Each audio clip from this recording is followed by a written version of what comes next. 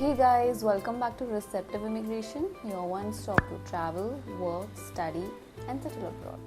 So today we have an important topic which is about UK that announces a freeze in the minimum income, a threshold for family visas.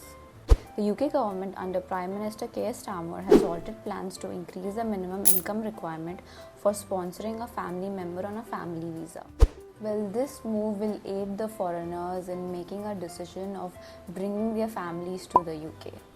The UK Home Secretary has announced a freeze on the current £29,000 minimum income requirement for the family visas. This is until the Migration Advisory Committee reviews the financial requirements. Yvette Cooper, the Secretary of the Home Department, stated in a parliamentary statement, the family immigration rules, including the minimum income requirement, need to balance a respect for family whilst also ensuring the economic well-being of UK is maintained. According to the Secretary of State of Home Department, the government is taking measures to reduce the student abuse.